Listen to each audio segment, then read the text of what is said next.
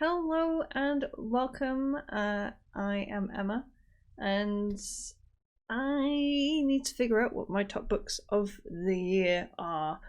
I've read a lot of good books, and I thought it would be fun to sort of rank everything I read this year. This is not books that came out this year, these are books that I personally read.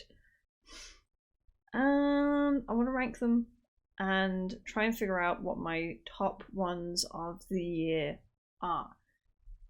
So this might potentially spoil a video, because hopefully I will also do the bigger talk through of my top 10. So this is like a little accompaniment. You can either watch that first to know and not be spoiled on what my top 10 are, or you can just watch this one and decide if you want to see the other one. Let's get into it. These Witches Don't Burn. I don't think people in the UK will be too familiar with this one because I'm pretty sure this was actually an import from America. I didn't do the importing, Quaylit did. It's about lesbian witches. It was YA, which I don't normally read. It's not normally my genre, but it was good. I enjoyed it. It was not fluffy. I think fluffy would probably unfair. It was an easy read, and it was nice to have an easy read, but it was also nothing special, so I'm gonna put it in B. Sunburn. This is James Felton, who brought a book out that I read last year that was about funny facts about Britain, usually about us being arses. And this is all about the terrible things the sun did. It's a good book. It deserves to be an A. It's frustrating because the Sun is a terrible newspaper full of horrible people, but that's not James Felton's fault. He's just showing us what happened. It's good. It's a good book, but I would probably advise his other one first, and it's something like 98 times Britain was a bellend, something like that. Convenience store woman. Yeah, this is a good one. I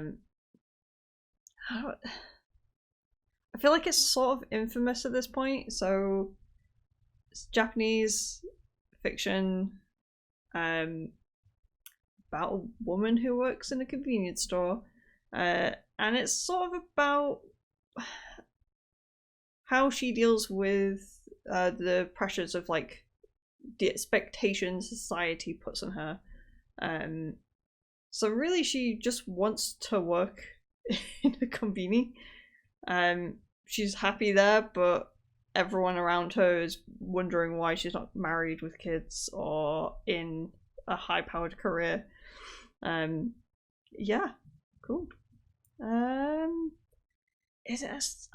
I think I'm gonna leave it an A instinctively. Yeah, I can leave it an A. The first Brandon Sanderson one, this is Edge Dancer. So this was one of the novellas. I kind of felt the need to read it for completionist's sake. I know some people get, so this features Lift, who's a bit of a, probably like the most wacky character in Stormlight Archive. Not everyone gets on with her. I think she's okay. I think she's, once you get over the usage of like awesomeness and awesome that, and her being quite weird, I think she's entertaining. I think she's good fun. I'm trying to, this must have been earlier in the year. I'm trying to remember everything that happened in that book. I will put it in A because I actually thought it was some interesting stuff happened. and I do think it contributes something interesting to the wider series. It definitely didn't feel like I think it felt worthwhile. I felt like I was seeing an extra piece of the jigsaw. Whereas sometimes I feel like you can read extra bits to a story, and it's a bit of fun, but it's not important. Whereas his novels kind of feel like novellas feel like they're essential, which might annoy some people, but that's the way it is. Lover's Discourse. I think this was just like a random grab from a bookshop. It featured what country had she come from? I think was she Chinese? Or was she from Hong Kong? I think she was Chinese. The main character, she's moved to the UK, falls in love with an Australian, and this is sort of her told through her letters to her. Is he? Yeah, to her husband or her other half. It was okay. I really think I wanted more bite from it, because there was like a mention of her doing this during Brexit, and that was a bit of a worry.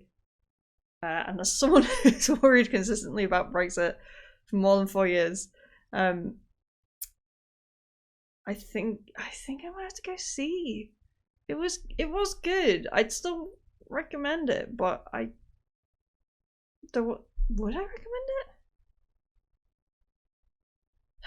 Oh well, it's a C. Sorry, I'm really surprised that I'm getting a couple of B's and C's so far, because I know that things are going to get difficult later on. So Great Hunt. That's what this is. I don't know why these are so cut off. I did set these to be portrait and they haven't done that, but never mind. Anyone who's reading Wheel of the Time at the time of watching this will definitely recognize this. The very distinctive art of the Wheel of Time. Shall I do this in order? I should find where are you? Where are you? For some reason, I've got the main UK cover for Eye of the World. I've just pulled these covers from Storygraph, because that's what I use to keep track of everything. So we'll start with number 1, Eye of the World. What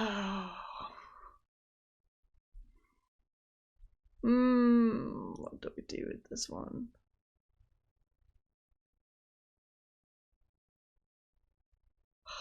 C seems kind of mean, but I feel like if I'm not mean, I'm gonna struggle.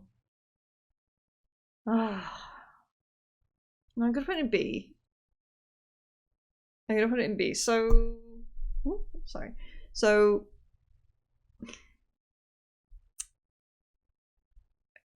I liked it, but I was happy to be done with it. And I know from what fans of the series say, the first one is supposedly a bit different and probably the weakest, or one of the weakest. I really flip-flopped. There's a lot of things that I really like about it, but a lot that really drove me up the wall. The fact that I think it's clever that they're all suspicious of Moraine, and the Aes Sedai in general, but it starts to get really tiring. It's like, she's the woman who can fix everything, and you're all idiots, and you won't let her help you. It's really annoying. And oh god, every chapter with Matt and the dagger was just like, I know it's not his fault. No, it was his fault. Screw Matt, it was totally his fault, and yeah, and that just made it worse. Oh god, I hate boys in this so much. Well, I hate random Matt. Everyone else is fine. So yeah, a lot of frustrations with it. I really like the element of everyone having equal sort of importance in the story. That's cool. So it's not about the one chosen one. It's about the group, and they all have their own thing, and that's cool. I like that. So having said that, did I think The Great Hunt was any better? It was better, but it not good enough to go up an A. I'm sorry. Like, so some things improved. To jump back to the Isle of Worlds, my big issue with that is that I never felt like I really knew why things were happening, what the point was. I think I really needed that clear quest. They just seemed to be running and running, and they were running away from stuff, and I think I needed a bit more agency of, oh, we want to get to here so we can do this. Whereas it was more like, we're running to the tower because it's safe, I guess. And I really needed that simple, we are taking the ring to Mordor type, and at least The Great Hunt had sort of a chase element, and we need to go get the horn and something else, not to spoil it, and that is the main kind of through line. So it's kind of good to have that. And some characters were less annoying. It was good to see progression, but there was still some. Everyone's still mean about Moraine. I don't get it. Anyway, that's where I'm at. I think I will read the third one and then see how I feel after that. And if I'm not feeling it, might call it a day. Yotsuba? Yeah, Yotsuba. S ranking. So my rule is on Storygraph. No matter how much of a manga I read, I'm just going to put the first volume on, because obviously with the format of manga, that's going to like massively affect my stats, which I will show you later. So this is volume 1, but I'm just going to say it's for a chunk of the series, because it was consistent. There's no story arc. It's slice of life, cute comics about a young girl, an adopted young girl with a great dad, and who likes to bother her neighbours. And it's just consistently funny and sweet and wholesome. If you've not heard of this before and you're into your manga and anime, this is the guy who did Azumanga Daioh. So that would probably tell you all you need to know. I loved it. It's cute. Speaking of cute, and shall we do let's do these together. Let's do House on the Cerulean Sea. Yeah. Oh, is that nasty? Fuck it. It made me happy. I'm putting it in an tier. House on the Cerulean Sea is adorable. Is about it's like an inspector who goes to look at adoption houses, but these are houses that look after supernatural children. So you could have like a little werewolf. I think there's a girl early on who she's just like super strong. It's only like a little bit at the beginning, but the group that he goes to inspect and who we are with for the bulk of the book, we've got like a little lobby guy called Chaucy, who wants to be a hotel porter. Best character out of all of these, because he is adorable and I love him and he's so cute. There's a like gnome girl, and she has a beard and she likes gardening. there's a guy who turns into like a little Pomeranian when he's scared. So it's that kind of mix. Yeah, it's very wholesome and adorable, and I was very. It just made me very happy, and I don't think I get that wholesome feeling from books very often. So yeah, for me, it deserves to be up there. I loved it. I really did. Like, I think some people might argue that the actual storyline and the problems that they have with like the townsfolk is very kind of cliche, I guess, but it didn't bother me. I loved it. And Under the Whispering Door.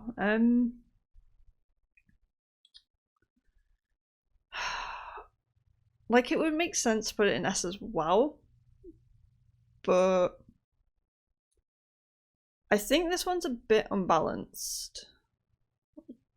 I'm gonna put it at top of A for now, because this one deals with the main character is in an in-between space between living and death, and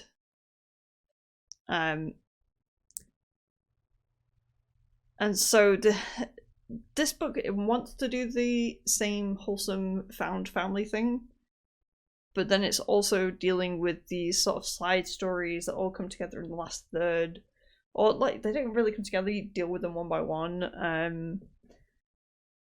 and yeah, and it's dealing with death. So the last third I was crying a few times, and that's probably a good sign that it's doing something right. But I don't know if it just felt a little bit uneven to go from wholesome, very funny first third to a final third where I'm just constantly upset. Maybe there just needs to be a little bit more balancing there. Hi, Bobby. Oh. Hear any weird noises, it's this little lady. Okay. Good data. So, I was going to say it's the first non-fiction, but it's not. Some of it was.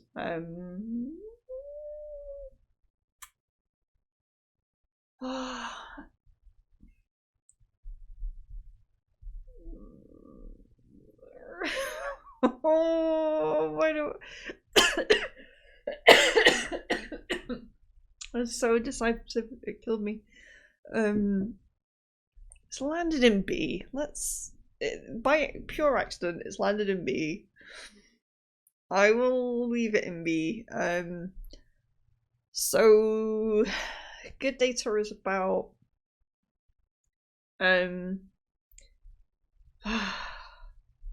it's basically it's not putting a positive spin, but it wants to look at the idea of privacy and data and modern kind of social media and apps, and it wants to look at these things in a positive way, or it wants to call for them to be used in a positive way. For example, pulling Google search data to highlight parts of the population that are struggling with a certain illness or something like that, to better help them. So I I appreciate what he was going for. Sorry, I should probably, let's find the author.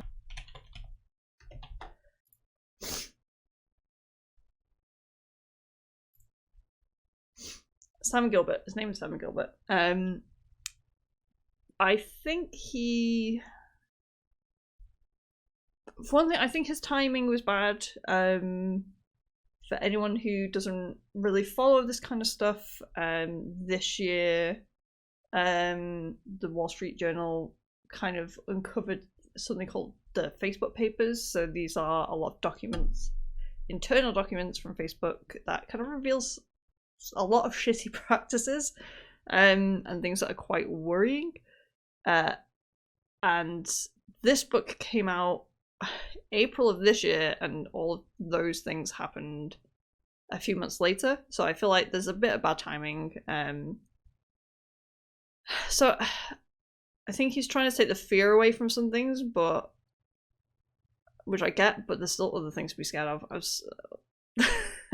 This book is the one book on this list that I've written the most notes about, because I was having to like correct the guy as I read it. Hopefully I'll get around to a video on that, because yeah, I think there's some things to discuss. I got it from the library, so I might have to get it out again. I think it's interesting, but I don't know if I could recommend it unless I knew the person was also very savvy on these topics. Because I feel like there's not misinformation, that's maybe a bit too harsh, but I think it lets Facebook and Google and all of those people, it lets them off way too easy. And let's leave it at that. Supernatural enhancements. I feel really bad because this was a present, and so you always want to like gift more, but unfortunately it's bottom of the barrel. Or it is for now. Yeah, so this is first of all, the big thing about this book is it's not told in a traditional way. It's one of those where there's like letters, there's logs from, and then there's descriptions of what cameras are seeing. So there's odd things flung in. And the story is about a guy and a teenage girl who have inherited this mansion from someone that they've never heard of before. And when I say weird stuff is happening, I don't mean like in the horror haunted way. There's something to do with the secret society. Yeah, that's it. It just wasn't. I didn't know what I was doing half the time, which is why I'm struggling to describe it, because it seemed like the two characters were there to solve a mystery, but I didn't get what they were doing. I didn't get why.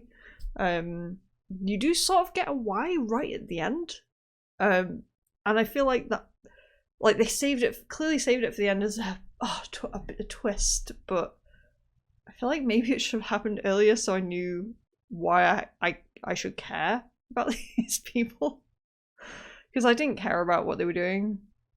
They were just running around a mansion. There's a dog in it. That's good. Moving on.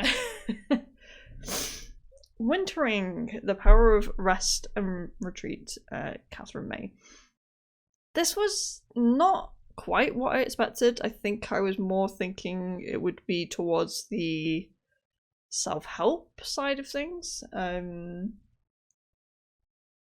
But this is more essays. It's a mix of essays, like memoir-y essays about what she herself has gone through, the author, so sort of autobiographical stuff, and there's also interviews that she's taken with people who live in very cold locations, which are really interesting.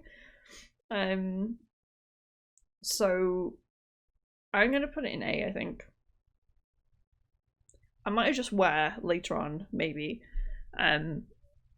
But I was kind of saving this because it had sort of appeared to me, not appeared in a dream, it appeared to me. No, I found out about it at sort of the right time, because I felt like I was going through a similar sort of period. I was going through my own wintering. I reached a point of burnout several times this year. I'm sure a lot of people have been in the same place. And I'm recording this in the sort of like Christmas holiday, and I've been taking a break, and yeah, it's been funny to see some similarities. Like, she talks about her husband going through an illness, and then soon after, she really just had an inability to work. It's almost like her body just really wanted to hibernate, which I think is a feeling a lot of people go through, but like to an extreme. And yeah, it was something that I'd gone through. I'd reached a point with work where I sat down. It really felt like I'd hit a brick wall. My brain did not want me to work. It was more than the normal, I don't feel like working, or I'm going to procrastinate and then I'll get around to it. It wasn't that. It was almost like a refusal. Like, it was very hard to get myself to do even little things. So yeah, I recommend it, but just know that you're going into that sort of memoir-y essay type book. There's no real advice in it, but if you want to kind of read from someone who might have gone through something similar to you, it's pretty good.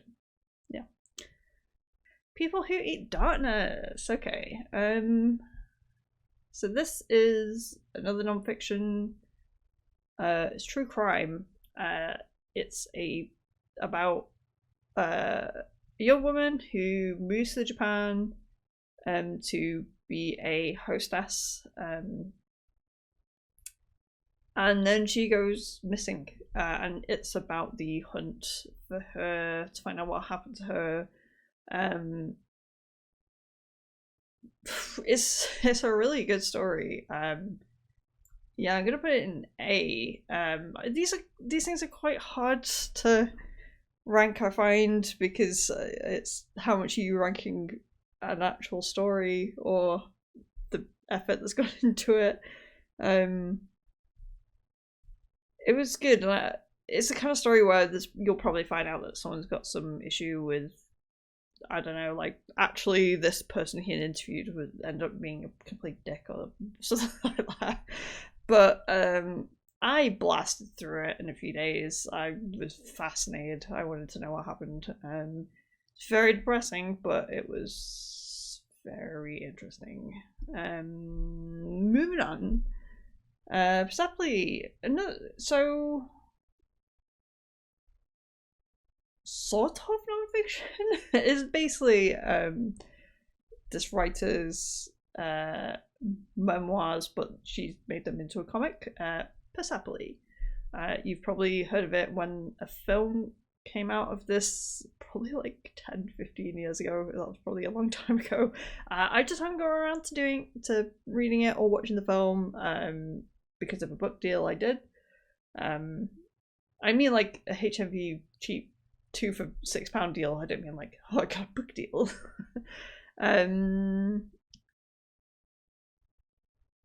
Shouldn't it be like it was interesting?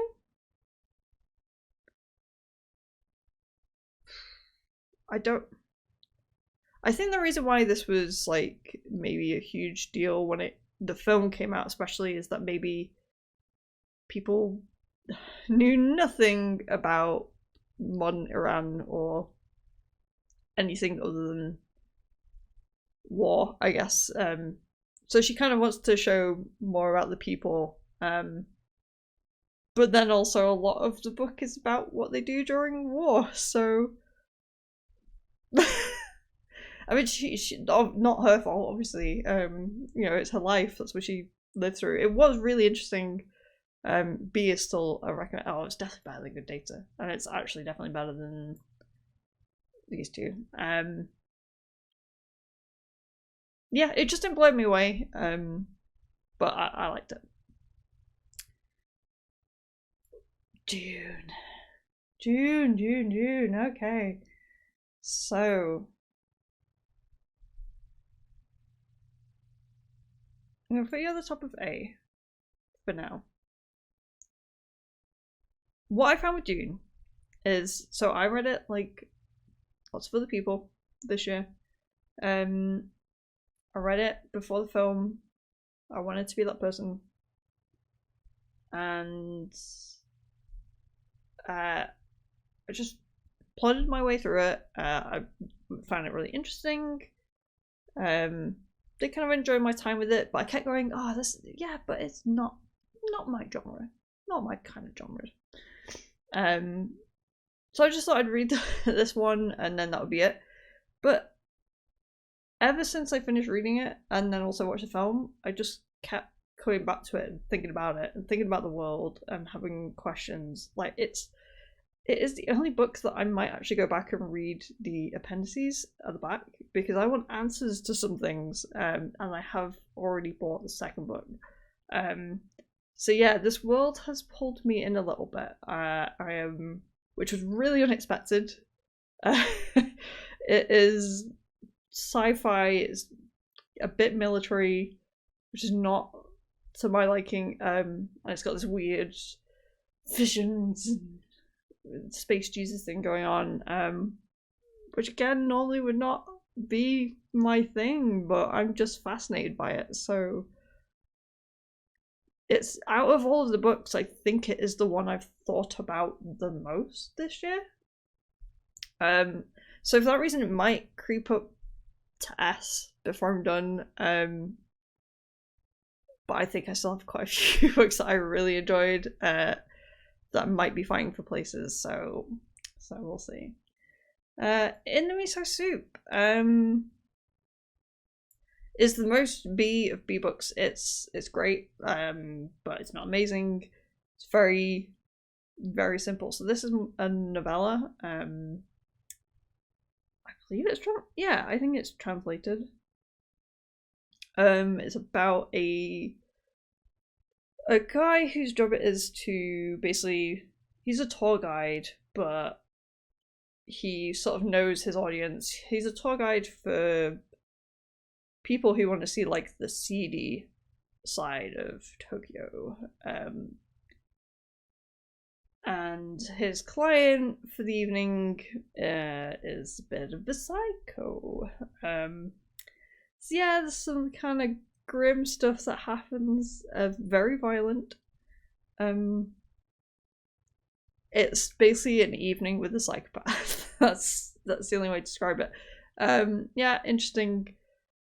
I think it knew it should be a novella, and I will give it that. It did not outstay its welcome. Genuinely, if it was longer, it would go down. It did what it wanted, and it got out. Nothing amazing, but it was good. I enjoyed the time with it. It was fun. Oh, the dangers of smoking in bed. Oh god.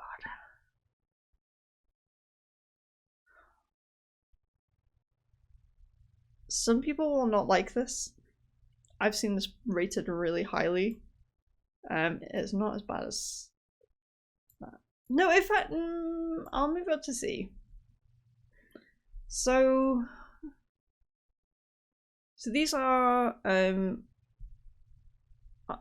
Argentinian horror stories, all contemporary.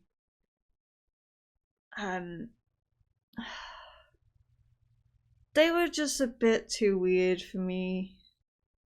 And just a couple of stories were just went a little bit too far on the like grossness level. There was maybe like one or two stories that I thought I really enjoyed and got something out of, hence why I've just shimmied it up to C. But yeah, I really didn't get on with this one. It was not for me. And I very nearly DNF'd it. The only reason I didn't was because it was short enough that I knew I could just finish it in like a day. Yeah, if it was longer, it would have been a DNF, unfortunately. Speaking of, I don't know if I have my other DNF on this. Can I see that on here?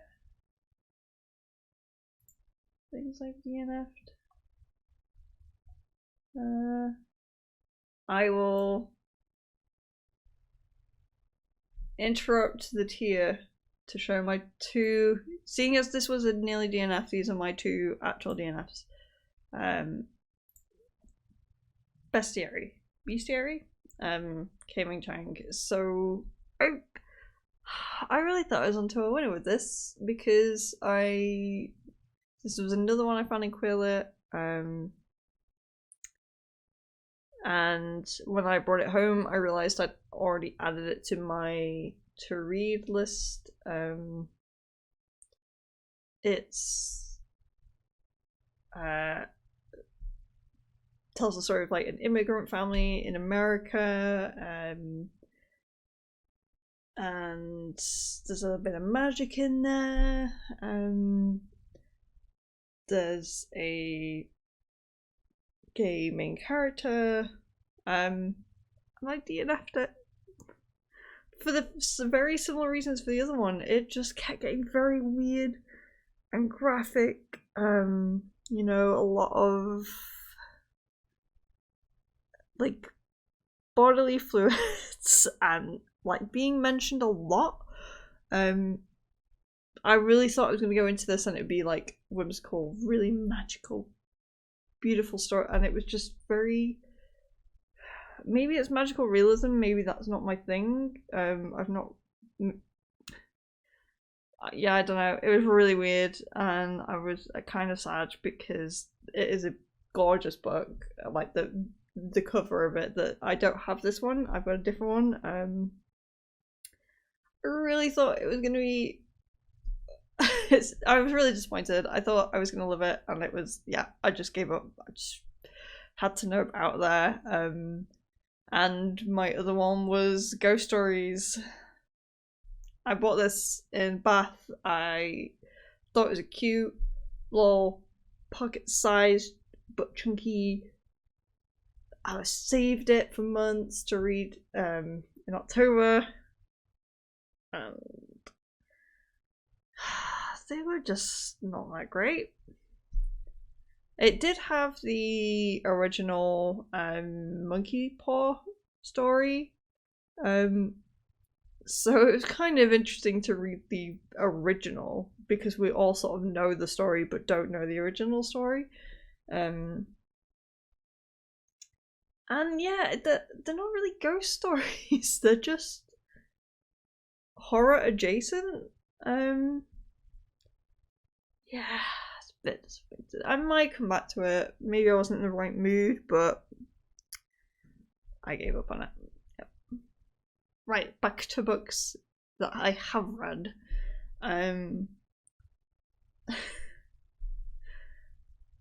I seem to be pulling from this corner. I was really sure I'd be struggling to work out the books at the top of the list, but this one... Detransition Baby by Tori Peters. I'll put it at the top of B, but it's still just a B. I think this is one of those books that will be a revelation for certain people. I could definitely see this for the right person or people being S tier, absolutely. It was nominated for the Women's Fiction Prize. I can absolutely see why. Very real, very raw. And I don't think I've ever. I mean, it's really rare to read and engage in stories with trans characters, let alone one that has detransitioned. I think that's even rarer. And no, the detransition is almost not really the point.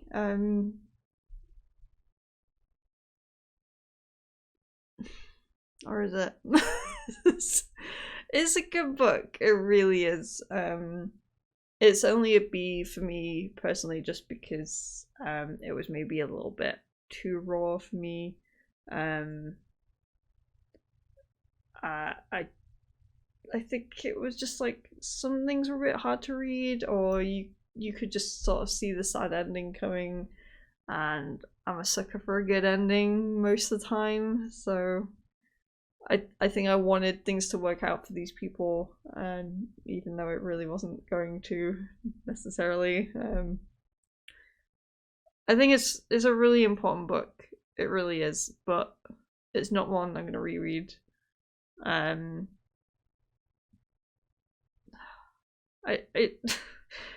I feel like it maybe should go higher, but this is just based on my personal enjoyment. If you're at all interested in reading fiction with trans characters, it's very good. It is very good, and it deserves to be higher, but it's my list. My list. I'm sorry. Clara and Son. Kazuo Ishiguro. I'm gonna put this. Ooh.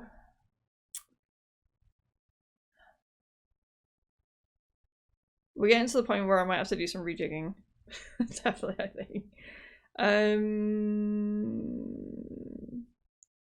It kind of, I feel like it just fits neatly next to Convenience Store Woman.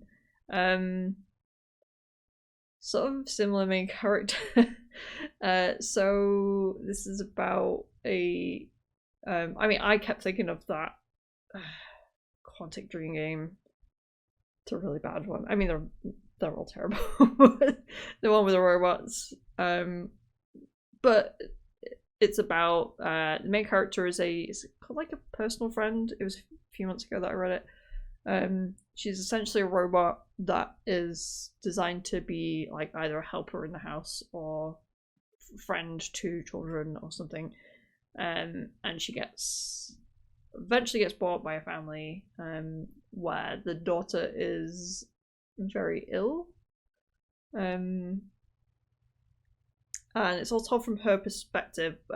She's very naive and innocent, and because it's told from that perspective, you don't get all the facts. And the whole concept of the sun is that because they all charge by sunlight, they all sort of praise the sun. You know, they all sort of see the sun as this precious thing. So she kind of thinks that maybe if she talks to the sun, then she can wish her new friend better and things like that. Yeah, it went in a slightly unexpected direction. But yeah, there's interesting things going on, and I think it would make a really good book club book to just go back and talk about what happened and what you think was going on. And after certain revelations going, wait a minute, what does that... Ooh. So I think it raises some good discussions, and I enjoyed it. It was the ending was a little bittersweet. That was good.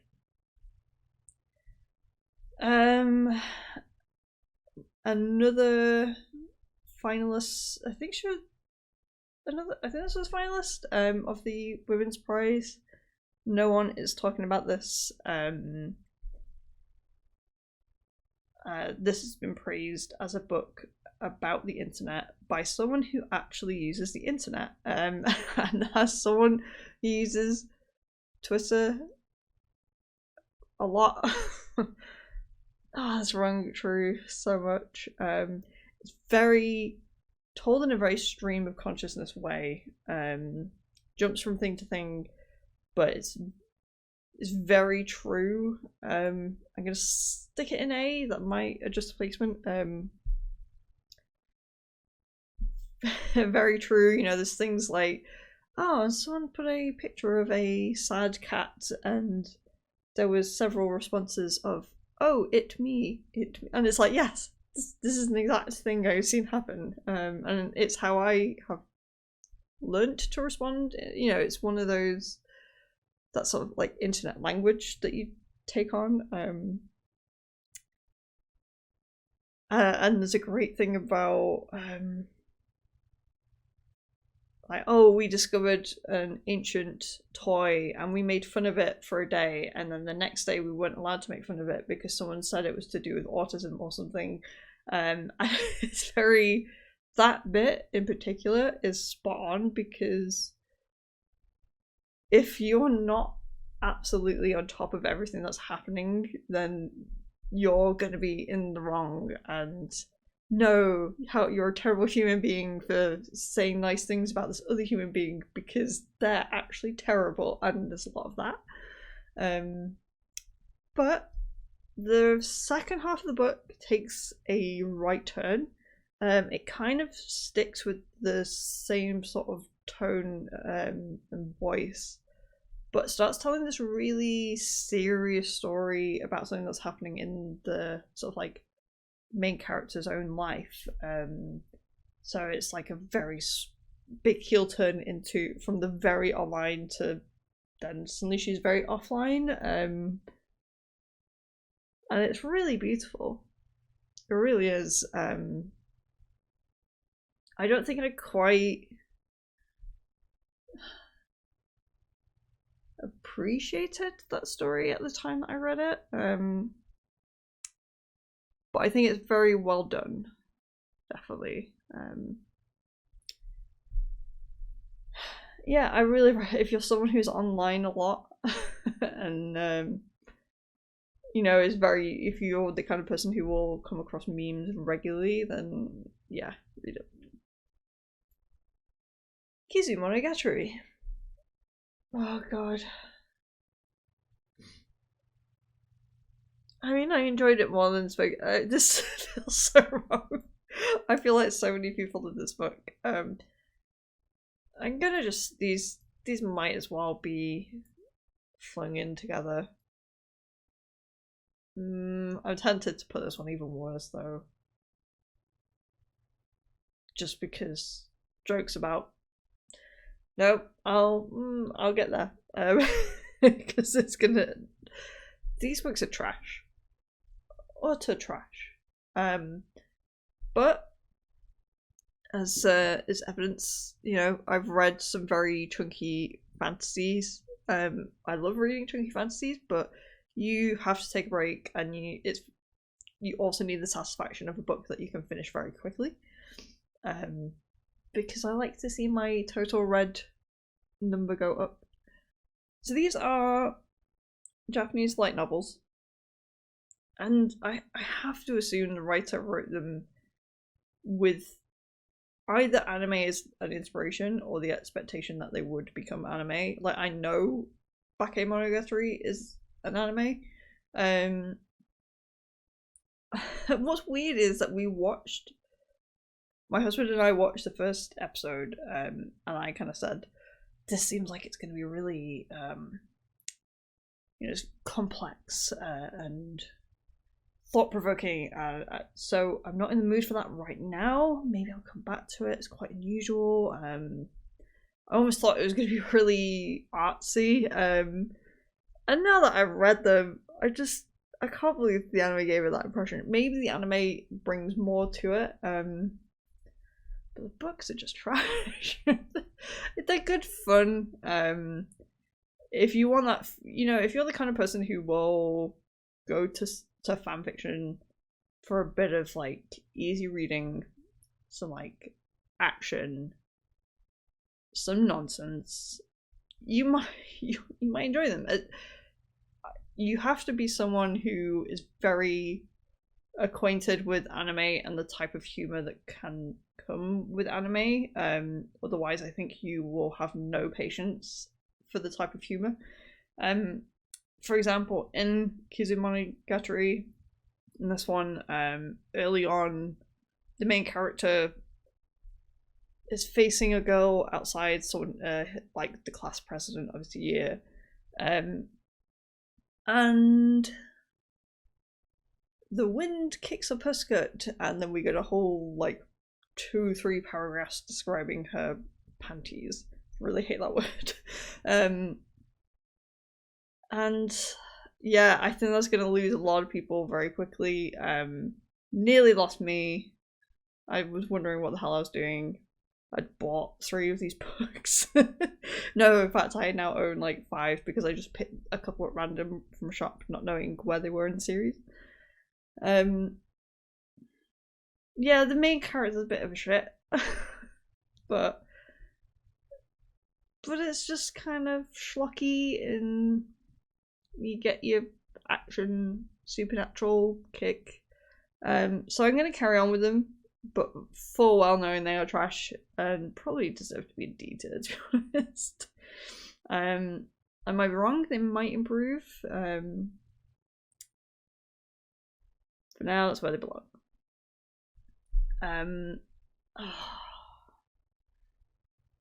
The Hopkins Manuscripts. So this is fully grey because this is a Persephone book, and they are a shop / publisher, so they try to bring back books that are out of print, and put them in their own sort of grey cover. I had good fun with this one. I really did. Really unexpected. It's probably like the only sci-fi book that they have. It's a set in like the 1930s, I think. So just about pre-Second World War II. And it's a guy who lives out in the country, and he breeds special chickens for shows. Very prim and proper. Like, he's not a very good guy, because he's prim and proper British guys tend not to be like very proud of his amazing chickens and thinks he's amazing. And so he's in a quite quaint village, but he finds out, thanks to his hobby as a astronomer,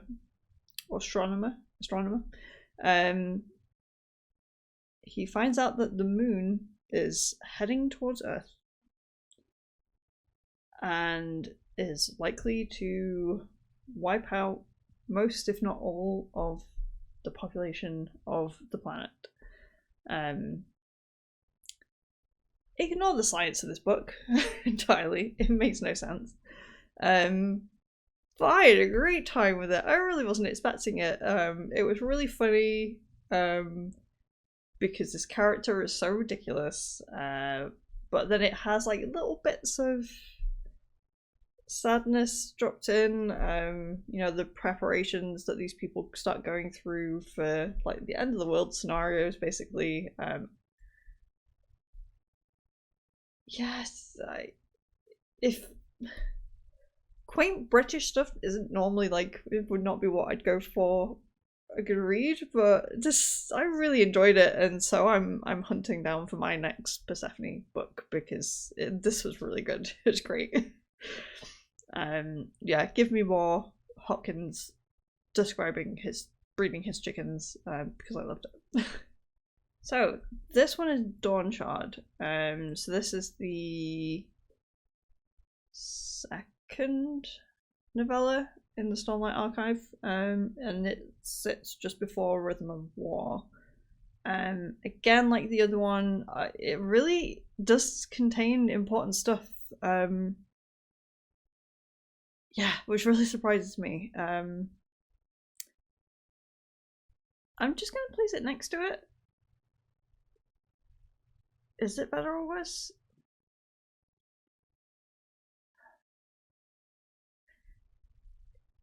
I'll put it slightly ahead.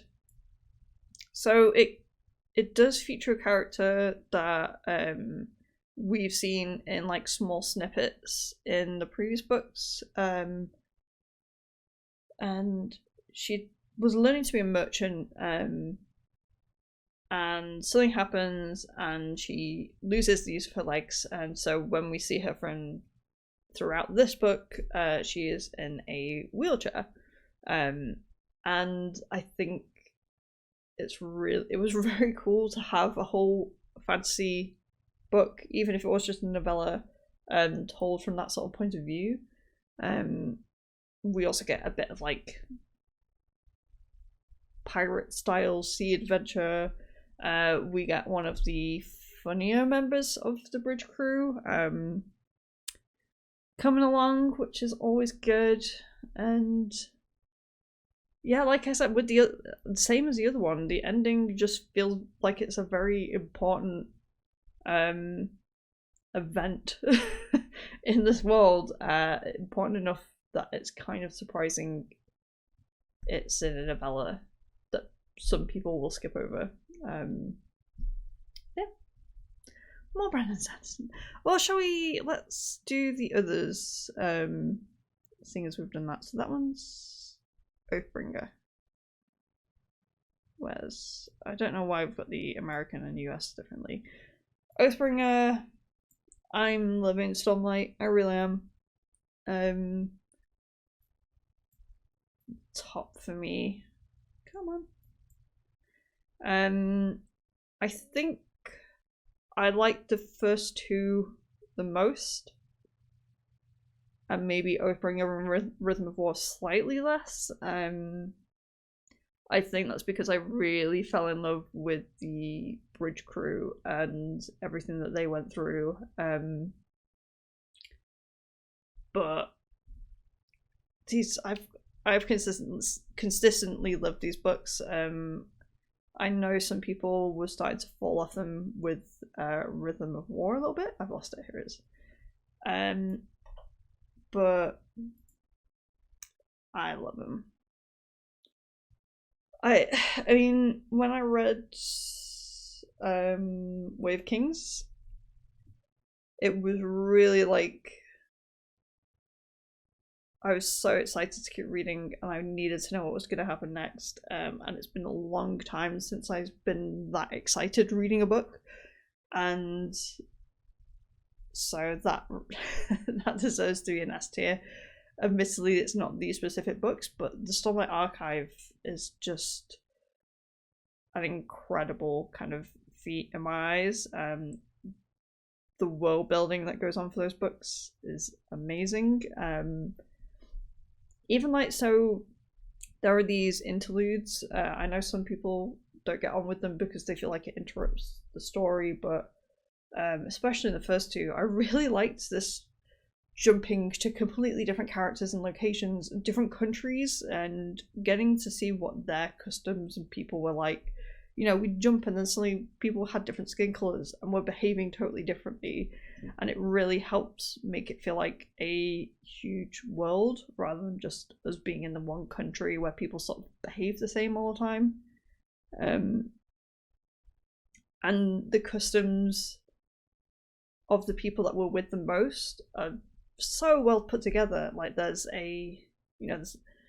ways men and women behave, but Brandon Sanderson doesn't want to do what is our life is like. I think the only similar thing to real life is the men do the fighting and the women don't. But women can be scouts, and women write and read, whereas men do not do that. So it's more interesting in the way it's split. It's definitely not a sense of women are pushed aside, it's just that they have very different roles,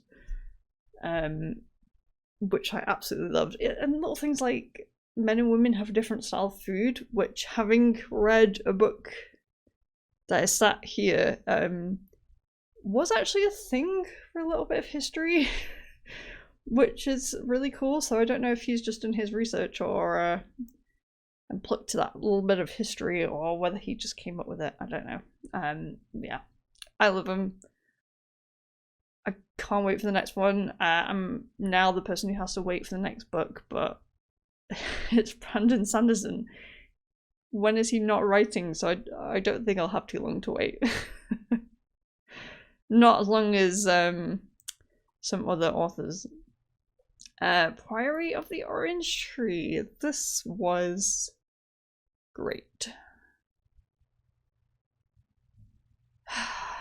I think it belongs up here. what is it? Do You Might Beat It Slightly. This is one of those books, and I feel like just because of the cover and the fact that it's about the same size as the Lord of the Rings and has a quote about the feminine Lord of the Rings, it's just one of those books that will be in every bookshop and you'll have seen on a lot of people's shelves because it stands out quite a lot. So I've been meaning to read this, and I had it digitally and eventually just picked it up on paperback because I thought I'd be more inclined to read it, and I did. It was really good. You can definitely see why it was called a feminist Lord of the Rings, but yeah, because when I read it, I had that feeling for someone really putting an effort into the way that they write and the prose, which isn't something I necessarily paid attention to that much. I mean, Sanderson's at the top for me, and people point out that his prose is quite plain. You know, people aren't wrong, but it doesn't bother me. I'm more of a story character person, but maybe I'm not, because I really loved diving back into this whenever I opened it, because the writing was so beautiful.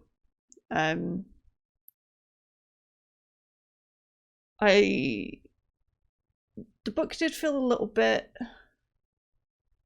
unbalanced, maybe. It felt like it was supposed to be split half and half between two characters, but one character definitely got more of a main character status than the other. Like Sanderson, it was also an interesting book in seeing the different cultures, because there's definitely a big split between two main cultures.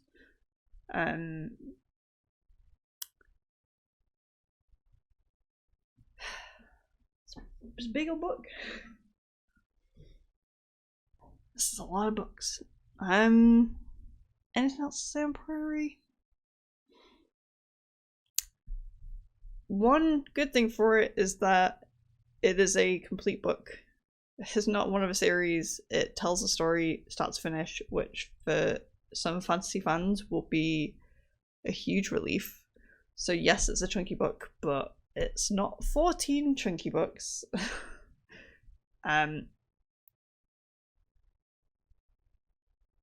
So that's a bonus.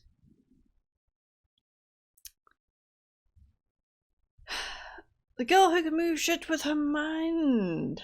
It was a B. It was fine. As the title says, a girl who can move shit with her mind. But she is the only known existing person in the world to have this ability to move stuff with her mind. And she works as part of like a secret task force. What does they do? I guess like a crime fighting team in America. They work in LA. But they find someone murdered, but murdered in a way that only she could do. So it then becomes about proving her innocence and potentially finding someone else who has her power. It was a good romp. It was good fun. Kind of like These Witches Don't Burn. It's like not amazing, but not bad. Just fine. There are a couple other books. It was quite funny, actually. I'll give it that. I'm actually going to move, because I feel like these two are very similar.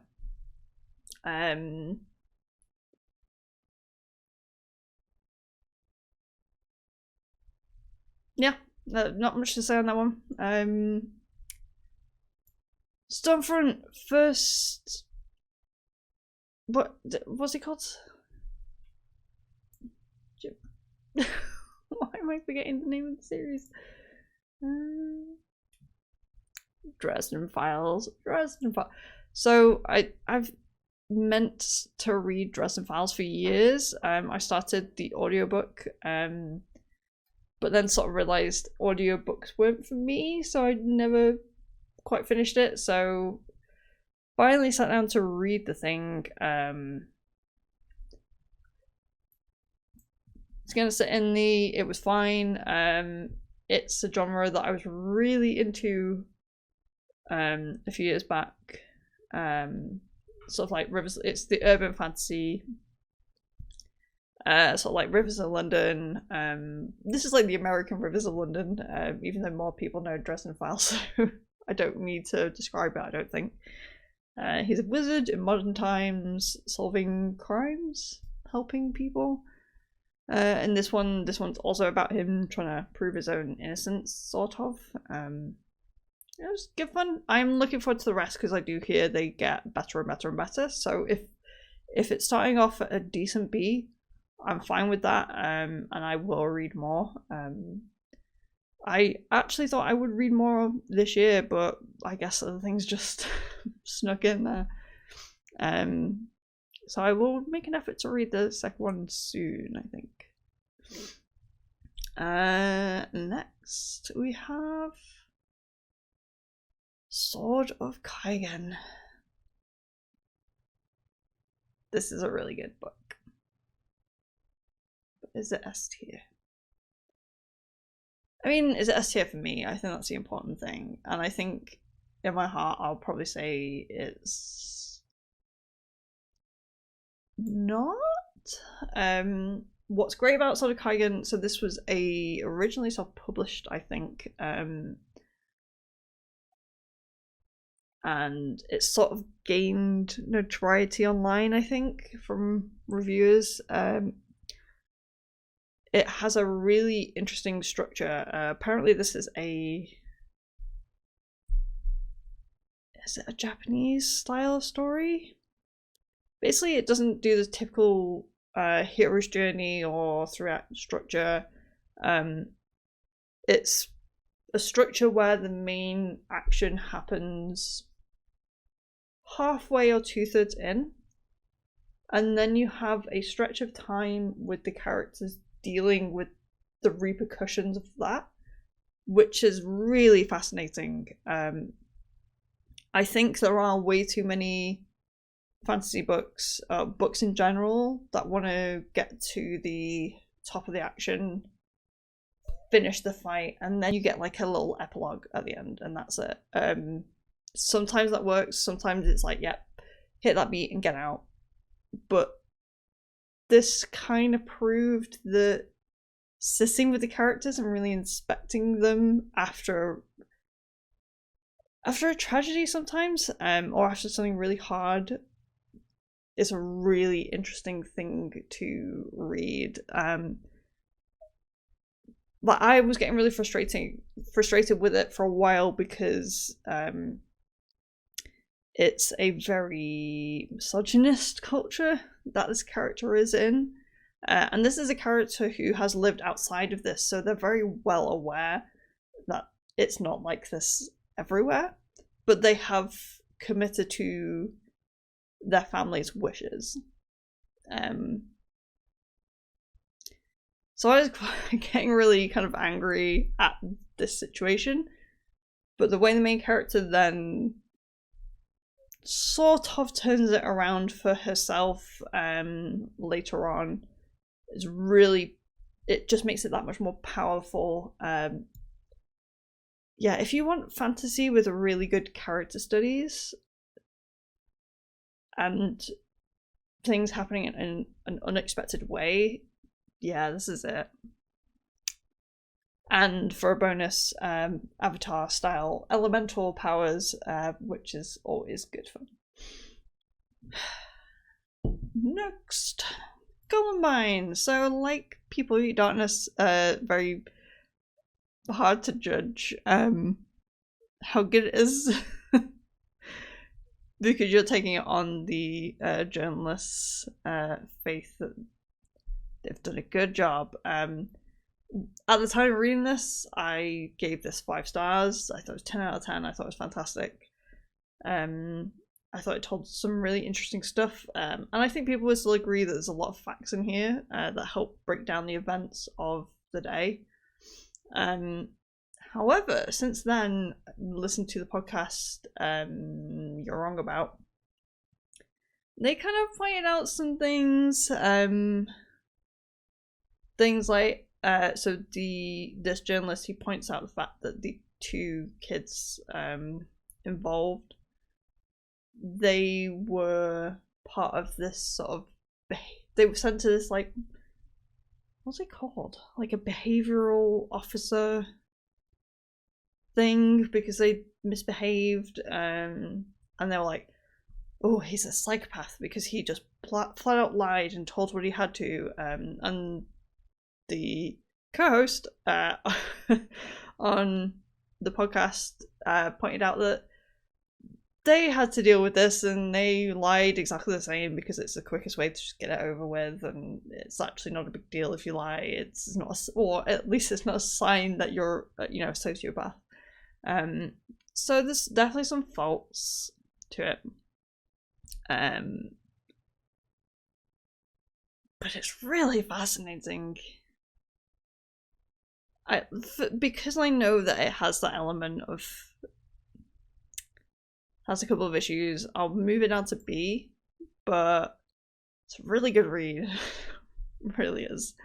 If you're into your true crime stuff, yeah, honestly, after reading Columbine and People Eat Darkness, I thought I was going to start a true crime binge, but then couldn't find anything else I wanted, so it ended there. This is not a drill. Extinction Rebellion. This is another one hard to rate. I'm gonna just stick it at the bottom of B, because it more reads like it's supposed to be more of like a short guide. It gives you little bits of information. I think I wanted more facts out of this. I wanted more stats of how things were. If you don't know who Extinction Rebellion are, they're a environmental protest group. What I did find interesting with this is that you learn a lot about their tactics and why they go for those tactics. They just know that violent protests, as soon as things get violent, that you undo all the work that you did. It's kind of good to be annoying and get in people's faces, but it's even better if you are costing powerful people a lot of money. So if you're shutting down parts of London that are used by the finance sector and you're stopping work getting done, you're way more likely to be heard. So I thought that was really interesting. So would I recommend? Yeah, I'd recommend it if you're into the environment, and I think it is good to have that perspective on the people who are out there doing the fight.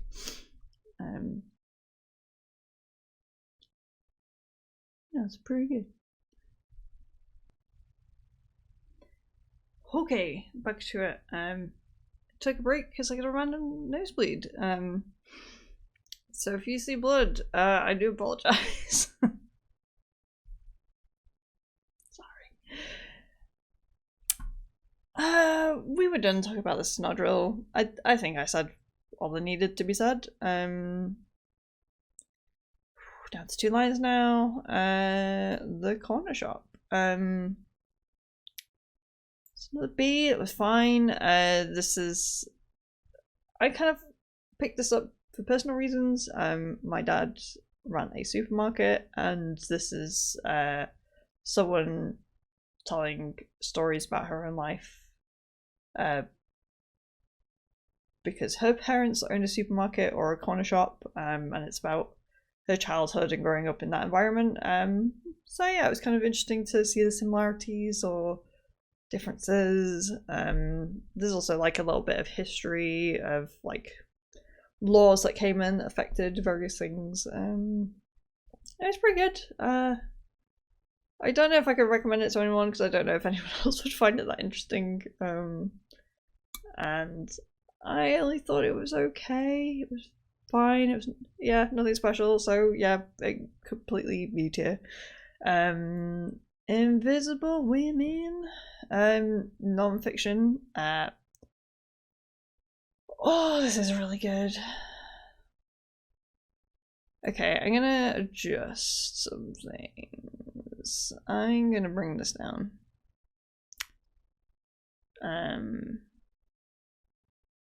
Yeah.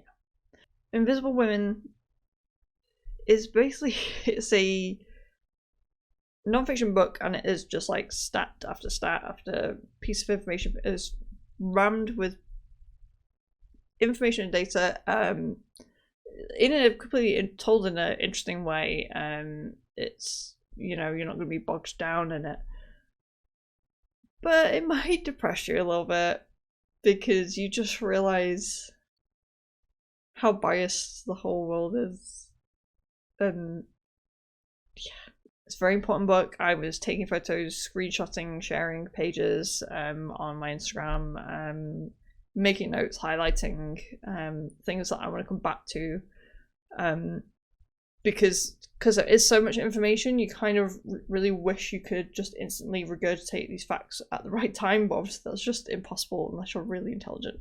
But this stuff is really important because it just explains why things are kind of fucked up in life. Really recommend it, definitely. I mean, this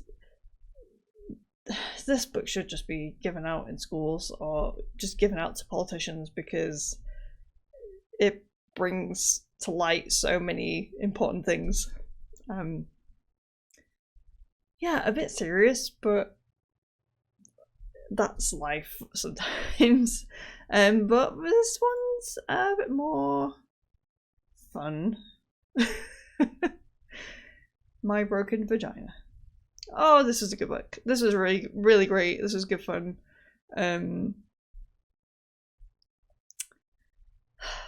It's a subject matter that I would not get into with many people, but I think it's as important as, or it will be as important as Invisible Women to certain women. Really looking at, you know, is one type of sex the right type of sex? Obviously not. It's more of a memoir, this one, told by someone who's very funny, so it's really amusing. But there's things that I found really useful. Yeah, there was some similarities to myself, which I really appreciated. I loved it. I thought it was great. Basically, I would say find this book, read the blurb. If that sounds like you, buy it. Just do it. You know, it's a gift for yourself. Oh, Pet Cemetery. Okay.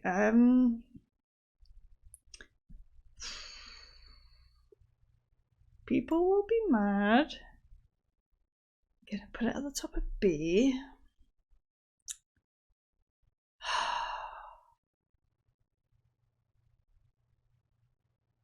Yeah, top of B.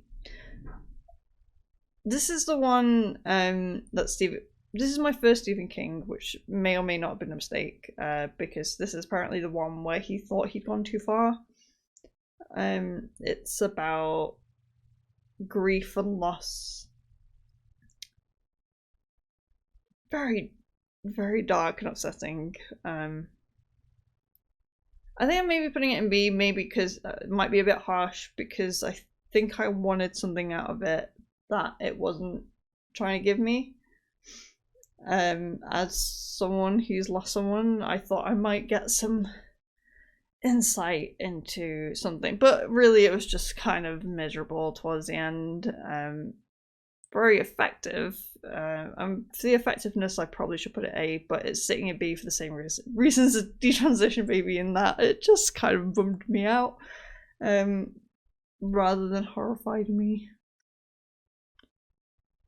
I did like the fact that he was starting to signpost that bad things were happening, so you get the feeling of dread, which, you know, that's great horror. I don't think there's anything else I can say that other people haven't said already. Ex Libris. This is a weird one. This is like it's sort of like 100 books to read. Well, read and reread.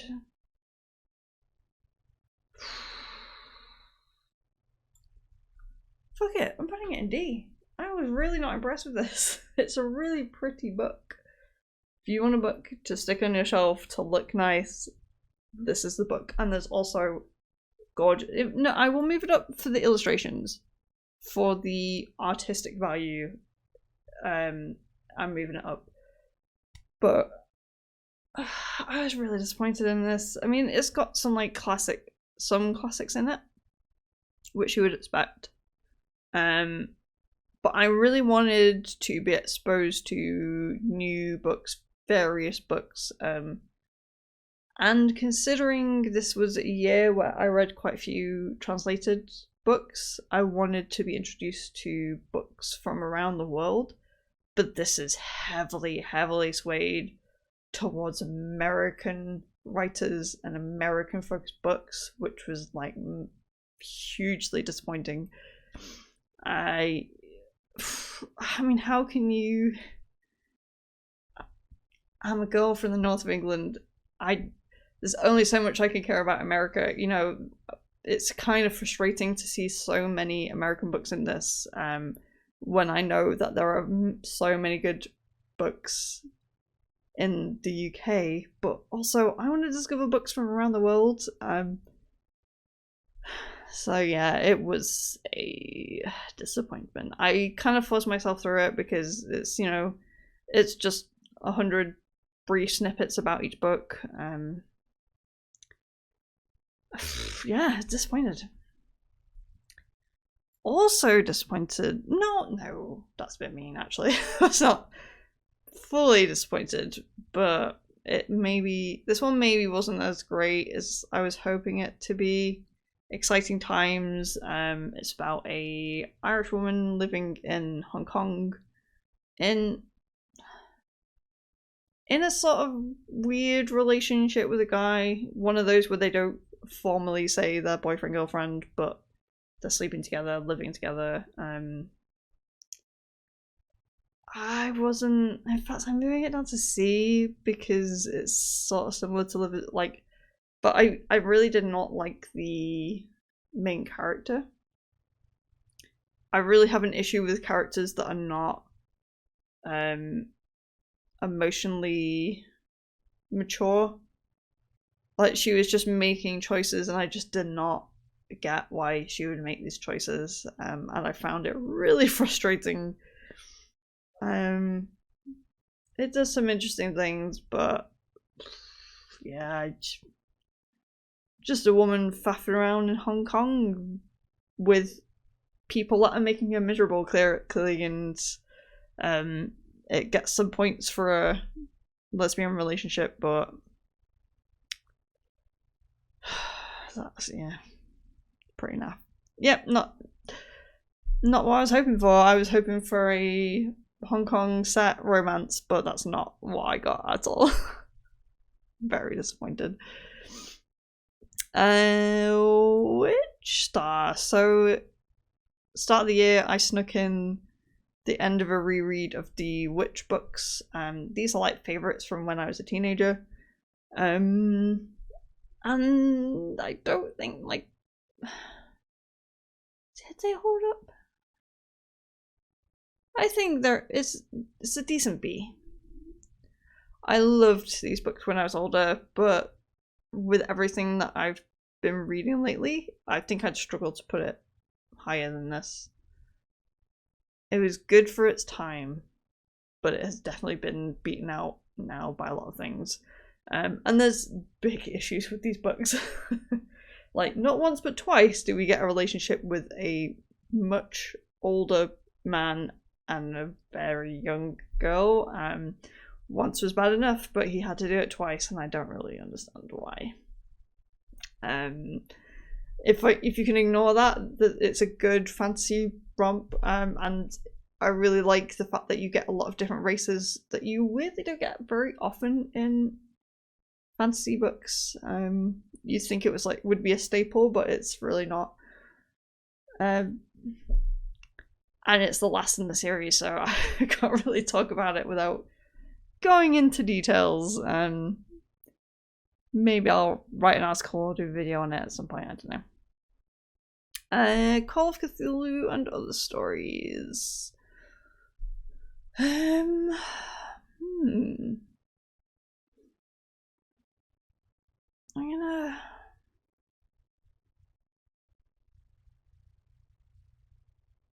gonna put it below Dresden. There's some very good stuff in here.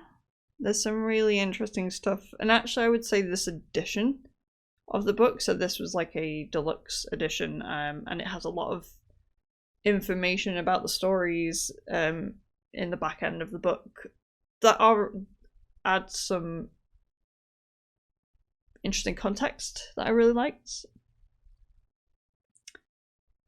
Some of the stories I really liked, some of them were a bit of a slog.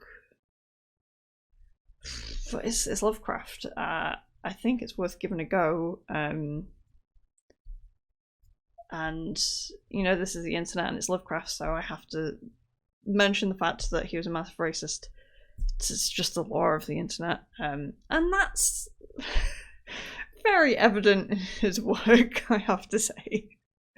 Does amuse me seeing people kind of do the separate the art from the artist thing whilst reading this, because no, his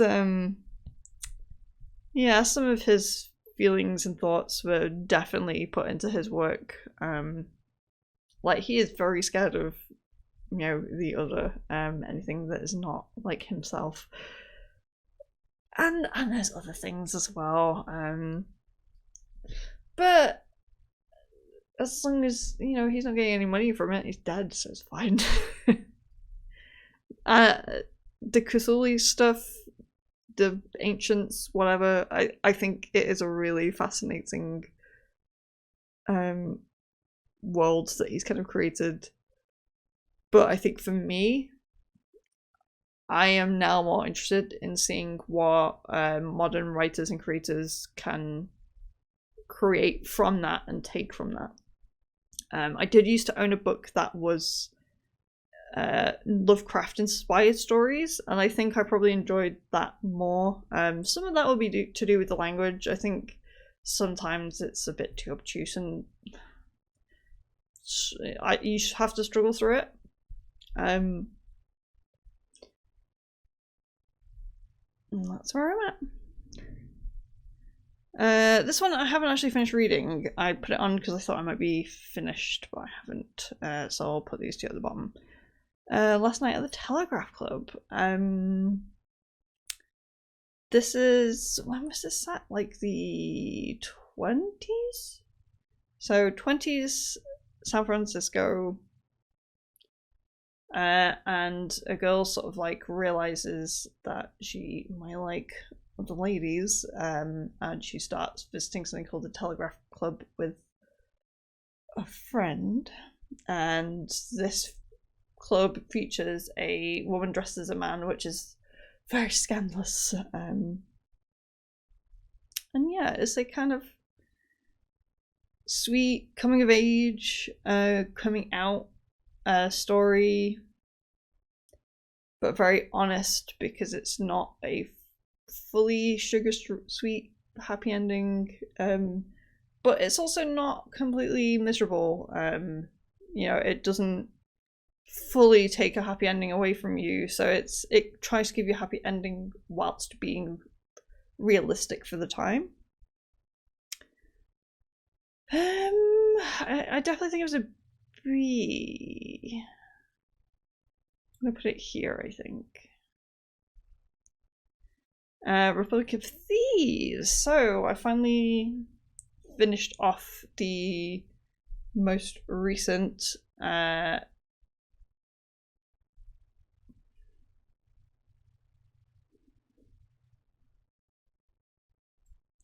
So I finally finished off the last Gentleman Bastards book, Republic of Thieves.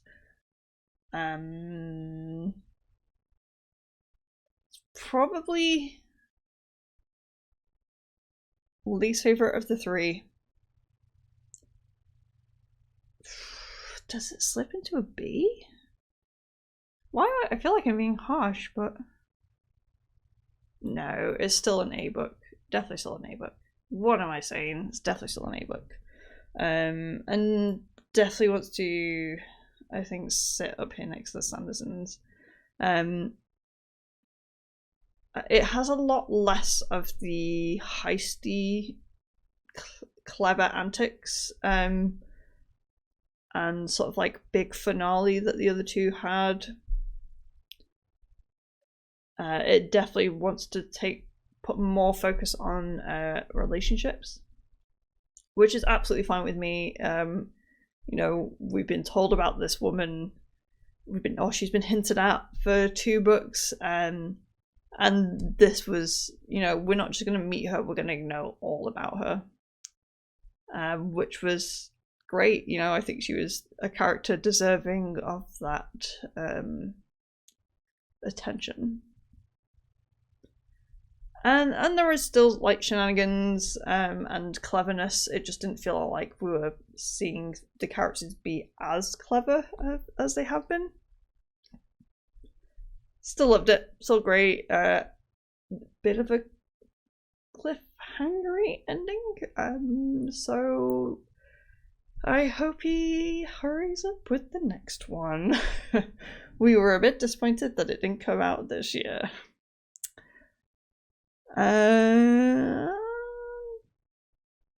So before I do Heaven, where is it? Because this is by the same author. Breasts and Eggs is S tier. In fact, I think I will put it here. I loved this book a lot more than I expected. Picked this up on a whim. Was just like browsing translated Japanese fiction. I think I probably picked it up because I just thought, oh, Breasts and Eggs, oh, what a title. And didn't really think beyond that. For some context, Breasts and Eggs was originally just a novella. And then the writer came back and sort of continued on the story. So this is a novella and a book smushed together.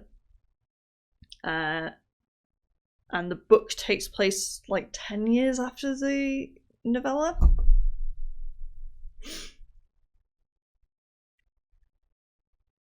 There's a lot of women talking to other women, and it's one of those things that I didn't realize I wanted / needed until I was given it. I was just happy every time I picked up the book again. I love spending time with it. I will probably come back to it.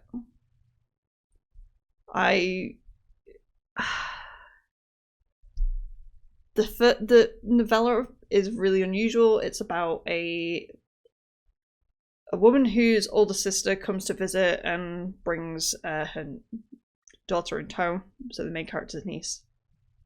The mother is intent on getting breast implants or some sort of boob surgery, hence the breasts, and like really obsessed with it and really wants to get detailed feedback from her sister. Meanwhile, the daughter is not speaking to her.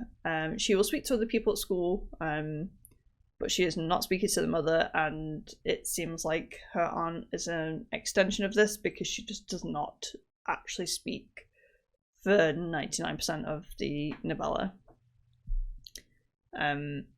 So there's this extra tension of why is she behaving like this? What do you do with her?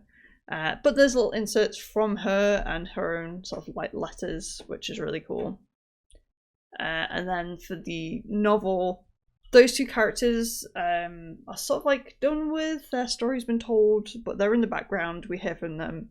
It is about the main character and her desire to have a baby. And she looks at her different options, and she just discusses this with a lot of different people, and it's fascinating. I really loved it. So if you want a bit of contemporary stuff with a sort of feminine angle, I really recommend it. I loved it. However, the same writer wrote something called Heaven about two teenagers at school who get heavily bullied. So,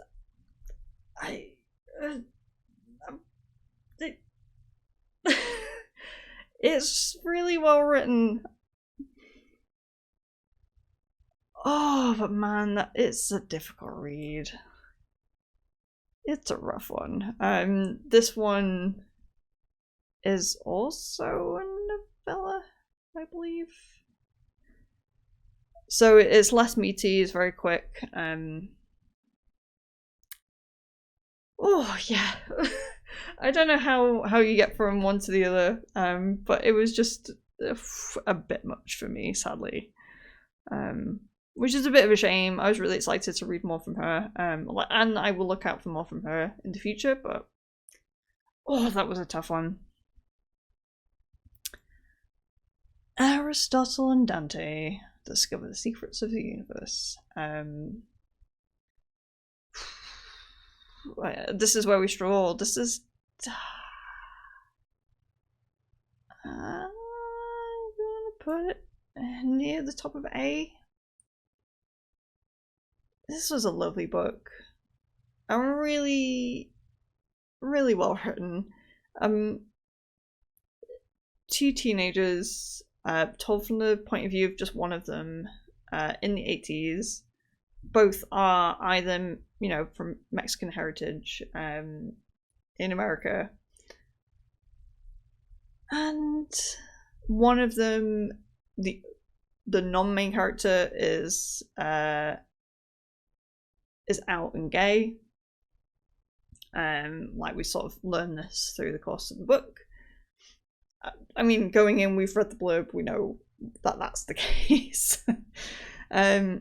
And one thing I love about it is that the point of view of, and the way the main character writes, because it's told in first person, it's felt very real.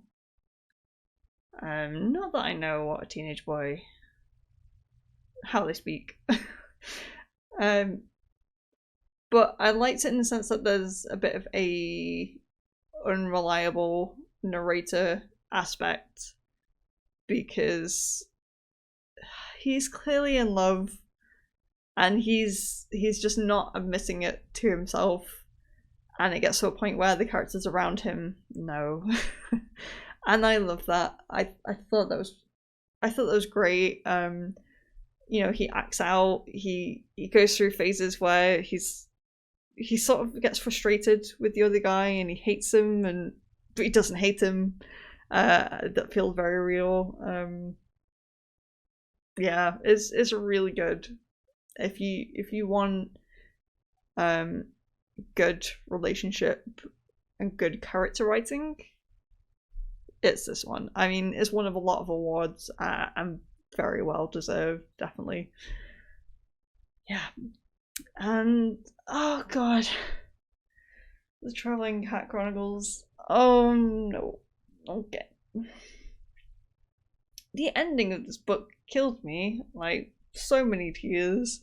But does it deserve high prices for tears?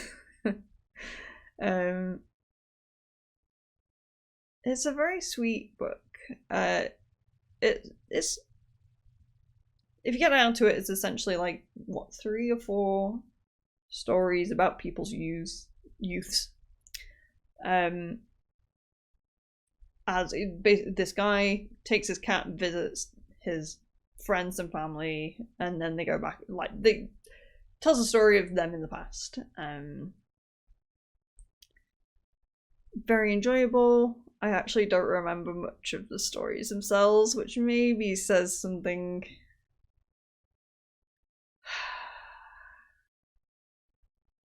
I actually might just put it in B.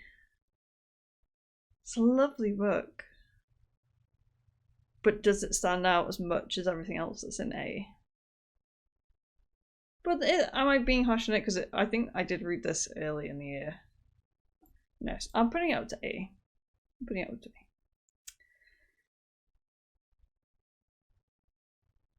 Something else I read, it's Christmas, but I was reading it because of last Christmas, and I clearly just finished it as we hit New Year.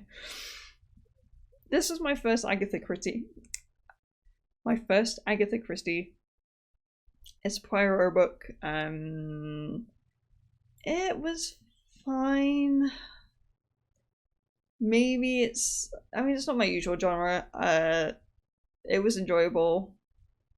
I can see why they make for good, TV series, because there's a lot. It's mainly dialogue.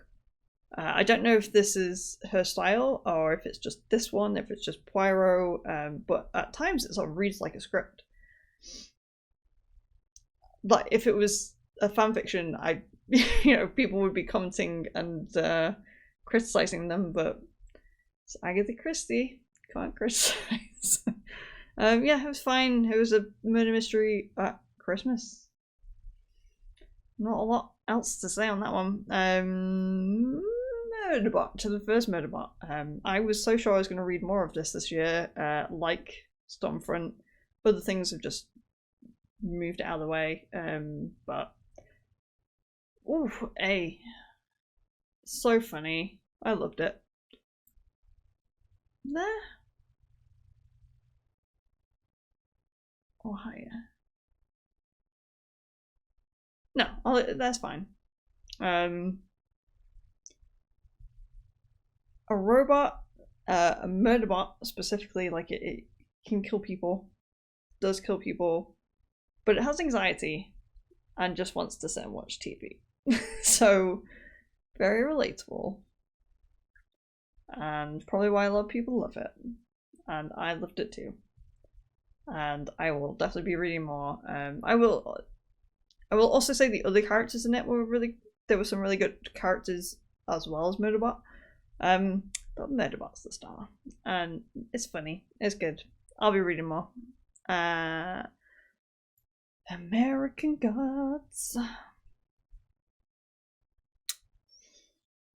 Ooh, this is definitely an A. I'm gonna put it here. It was very interesting.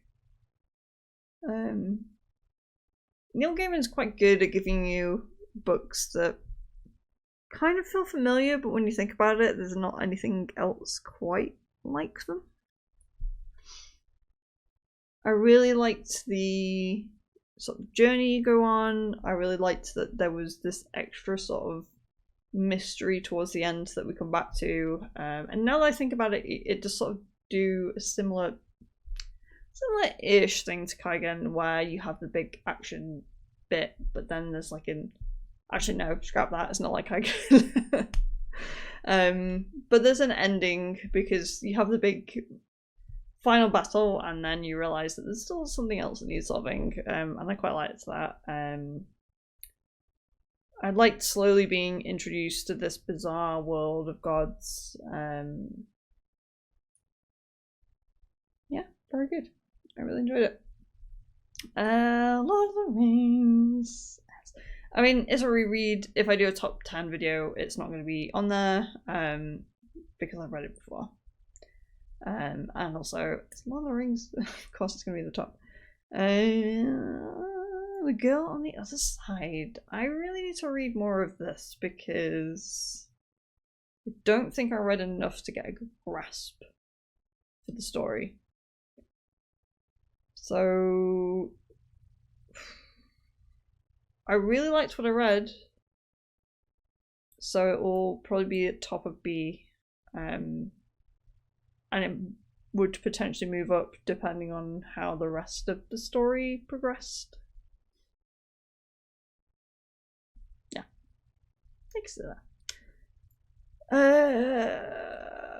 This were that's too small for me to read. I need to find the title. Tokyo Ueno Station. This was an unusual one.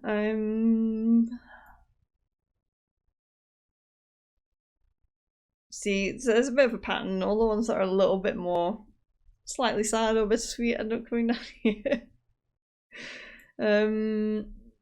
It sort of tells the story of a man who has become, or chosen to become homeless. I mean, chosen. You know, he's walked away from his family and joins a homeless community. But the book is really him just telling stories.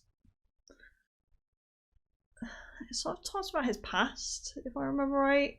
But there's also little snippets of him being a ghost and seeing things. It's interesting.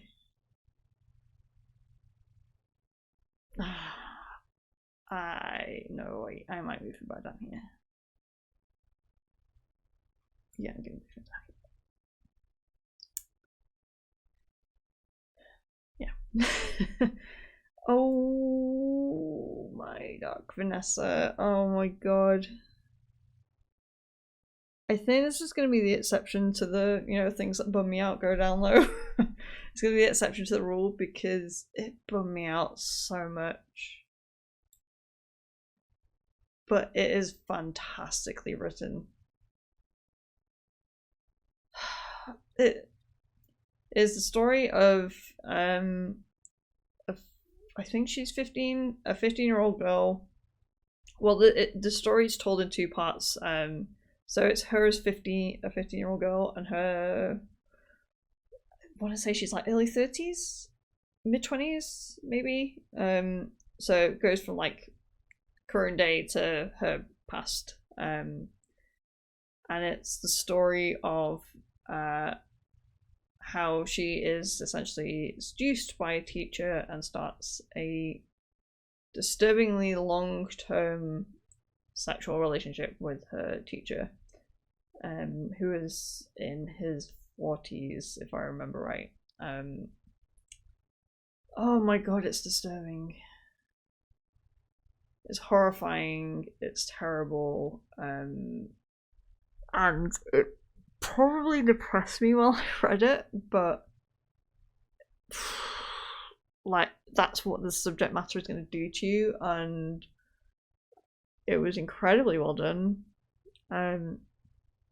Sort of like the flip side of Aristotle and Dante, where you have that unreliable narrator in that she's a young girl and so can't recognize the wrongness of what's happening to her. So we as audience members and readers are kind of left to just stare in horror, and as much as we want to get her out of that situation, we can't. You really are waiting for the adult to show up to stop it, and it's just really horrible that it doesn't happen. Oh, yeah, it's a tough one, but really well done. Yeah, I'd recommend it, but you really have to pick your time, or you just have to go for it and have that soppy, happy book, ready to go to cheer you back up afterwards. Because my god. Like Tongue Thief. I'm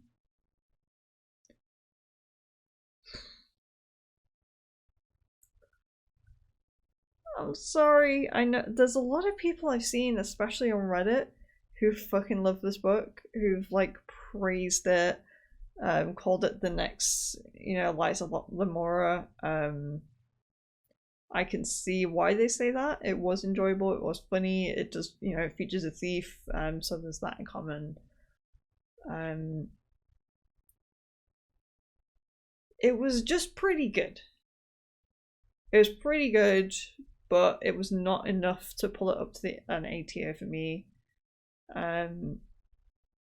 It's just a good adventure. I'd recommend it. It's definitely good fun, and you might get something more out of it than I did. But yeah, it's just a B for me. I liked all the characters, and I really liked the world building actually. Because there's been wars with goblins, if I remember right. And there's been like phases to the wars. So the first phase, all of the male soldiers go and they die. Second phase, all of the okay men go out and they die. And then for the third phase, they train up all the women. So you actually, this story drops you in a society where there's actually not many men around, and a lot of the women are warriors and soldiers, which I loved that part of it. That was really good, really enjoyable. Yeah, it was just a really good fun romp. B is not bad. It's still good, so I'm not gonna feel bad. This is actually the last of the books that I've read fully, because these two aren't quite finished.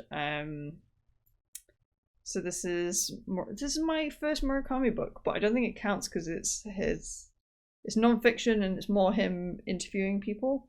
So I'm gonna put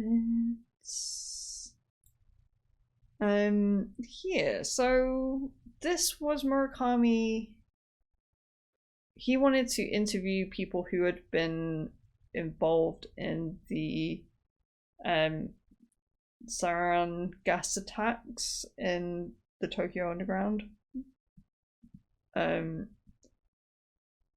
Really fascinating. It's one of those things that I sort of kind of thought I knew what the story was, and then realized I actually didn't really know it fully well, so it was interesting to hear the full story of what happened.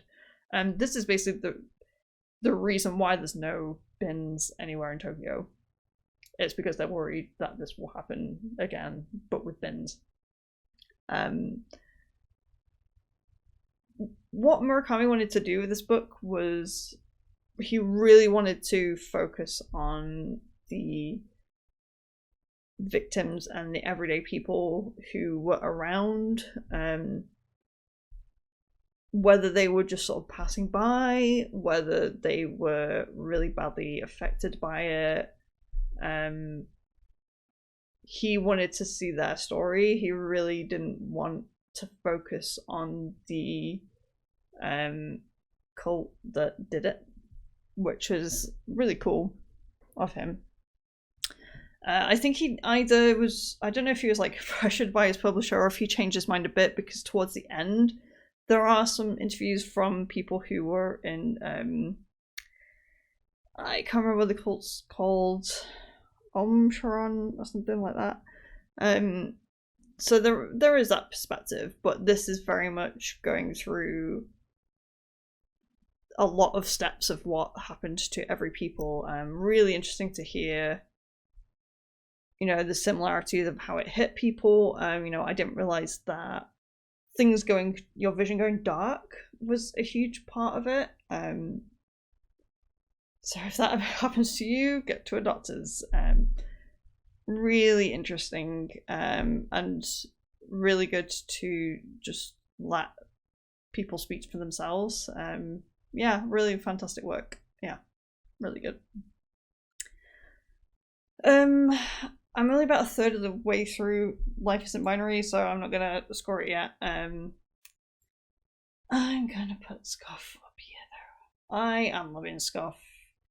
I've got about 100 pages left, but I really don't think anything can happen for it to drop, because it's a non-fiction where Penn Vogler talks about food history of Britain. So it's looking at changes in food, fashions, classism, And it's just like a book made for me, basically. It's a cross-section of all of the non-fiction things that I really like to learn about. Just gonna slap it there.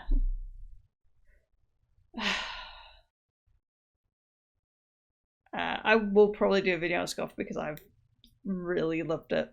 I really enjoyed it, and I'm really happy that I still have a bit more to read of it. And there we have it.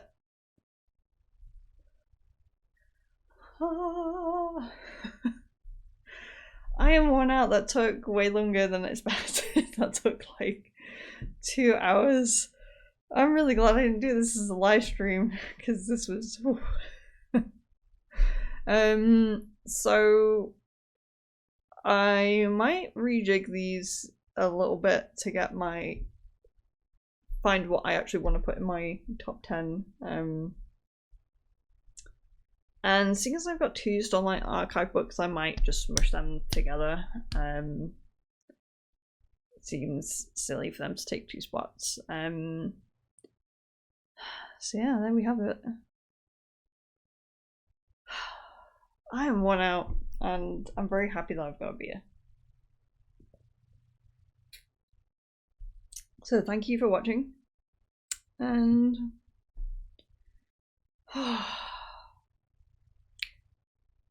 see you soon.